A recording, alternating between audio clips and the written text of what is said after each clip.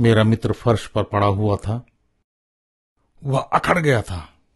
वो एक लकड़ी के तख्ते के समान कठोर हो गया था और उसके पिता की आवाज उसके मुंह से निकल रही थी। इसके 48 घंटे पहले उसके पिता की मृत्यु हो चुकी थी और मेरा मित्र यहूदी था। यहूदी धर्म में 24 घंटों के भीतर ही मुर्दों को दफना दिया जाता है और वो लोग 7 दिनों तक बैठकर विलाप करते रहते हैं और मृतक के लिए लगातार प्रार्थना करते रहते हैं।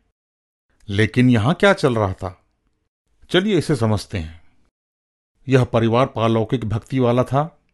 उन्हें मृतकों से संपर्क करने का विश्वास था और मेरा मित्र एक पारलौकिक माध्यम था।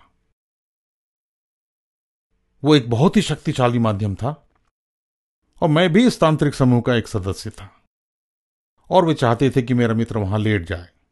तब उसके मुंह से आवाज आई, उठो, मैं मरा नहीं हूं, मैं जिंदा हूं। लेकिन यह एक भर्राई हुई भारी आवाज थी। देखिए, उसके पिता एम्फोसीमिया रोग से पीड़ित थे और इसी कारण उनकी मृत्यु हुई थी। अब क्या यह संभव है कि एक मरे हुए व्यक्ति की आवाज एक जीवित व्यक्ति के मुंह से निकल सकती है? इसका जवाब है हां, यह बाइबल में मिलता है। आप देखिए मेरे मित्रों, क्या हो रहा है। यह हमारी आत्मा के लिए एक युद्ध है। बाइबल हमें इस बारे में इफिसियों 6:12 में बताती है कि या तो शैतान आपको नियंत्रित कर रहा है या पवित्र आत्मा यीशु मसीह। अब इसे देखिए, वह व्यक्ति मर गया और अभी भी शैतान के इशारों पर काम कर रहा है और शैतान उसका उपयोग कर रहा है। हो सकता है आप कहेंगे कि ऐसा कैसे हो सकता है, वो तो मर चुका है। हां मेरे मित्रों, वह व्यक्ति अभी भी शैतान के नियंत्रण में है। और क्या कारण है कि वो शैतान के नियंत्रण में है? क्योंकि अंतिम न्याय अभी तक नहीं हुआ है। जब वो होगा, जब यीशु वापस आएंगे, तो कहानी कुछ और ही होगी। क्योंकि अंतिम न्याय इस प्रकार होगा कि शैतान आग की झील में डाल दिया जाएगा, वह नरक में जला दिया जाएगा और वो किसी को भी नियंत्रित नहीं कर पाएगा।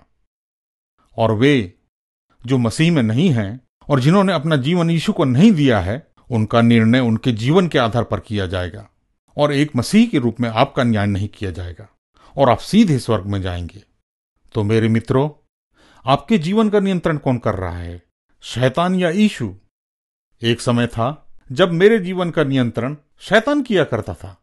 तब मेरे मन में आत्मिक शांति नहीं थी, क्योंकि मैं जानता था कि मैं जो कर रहा था वह गलत था। अब हमारे पास एक विकल्प है। यदि आपका जीवन स्वार्थपूर्ण है तो इसका परिणाम अनंत नरक होगा। यदि आपका जीवन निस्वार्थ है तो इसके परिणाम स्वरूप आपको स्वर्ग प्राप्त होगा। मेरे मित्रों, यीशु ही इसका हल है। यीशु ने कहा, मार्ग, सत्य और जीवन मैं ही हूं और बिना मेरे द्वारा कोई पिता के पास नहीं पहुंच सकता। और मुझे विश्वास है कि यीशु ही सत्य है।